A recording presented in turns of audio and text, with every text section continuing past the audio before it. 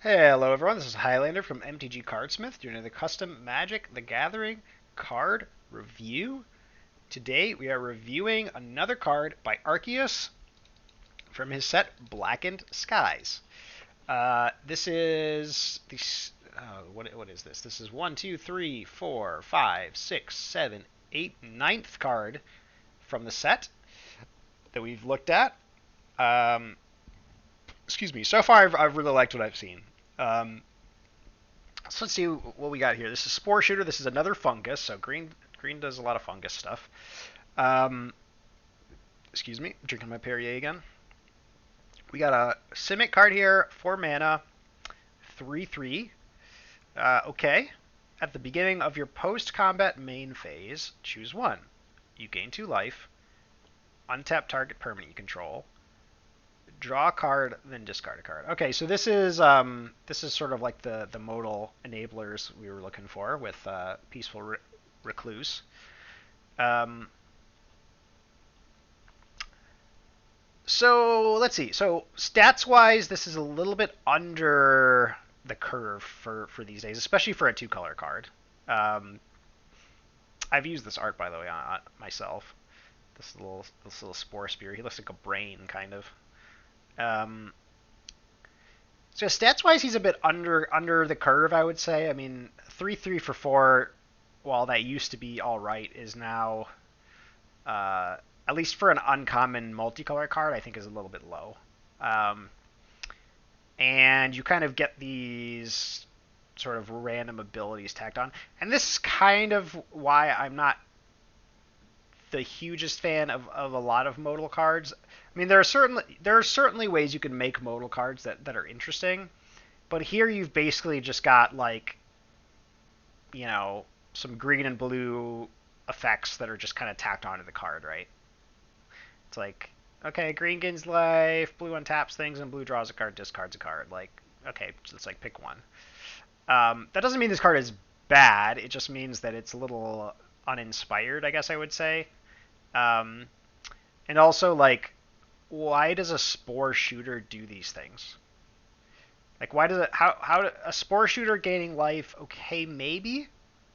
Maybe he shoot. Maybe the spores are nice spores and they gain you life. But untapping a permanent, I mean, if I had to stretch, I would say it's kind of like smelling salts, I guess. Like you're waking something up with the spores. I'm not really sure. And this one especially, drawing a card then discarding a card just doesn't quite fit here. Um, so again, the flavor on this one just doesn't quite do it for me. Uh, as far as the stats go, like I guess it doesn't bother me so much that this one's a little understated because it's such a flexible card, and a lot of these effects are actually pretty good. Like you know, every turn you get to loot, or gain 2 life, or untap a permanent that attack, give something vigilance, basically. Um, these two are a little similar in some ways. Now this is a permanent, so you can use this on like artifacts that you have. Um, so yeah, I mean I certainly think this card is useful. It's probably pretty good. Um, it's a modal card, so it's an enabler for your adjunct. What's the definition of adjunct, by the way? Let's look this up. Scryfall. No, why am I going to Scryfall? Define adjunct. A thing added to something else as a supplementary rather than as an essential part. Computer technology is an adjunct to learning. Connected or added to something, typically in an auxiliary way. Okay, that works. Um, so yeah, I mean, this is a fine card.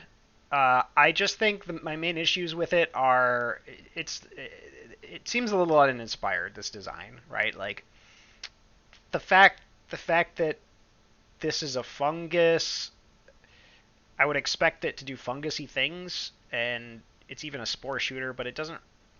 And none of this stuff really screams fungus to me.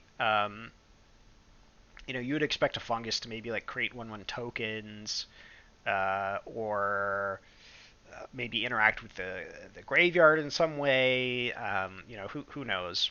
Um, so yeah, I think I'll give this one a 3 out of 5. I think while this card itself, like this rules, the rules of the card I think are completely fine and pretty good. I think for an uncommon. I just find it to be a little uninspired, and the flavor doesn't quite match. So go with a 3 out of 5 on this one, and that's my review of Sporeshooter. Thank you for watching.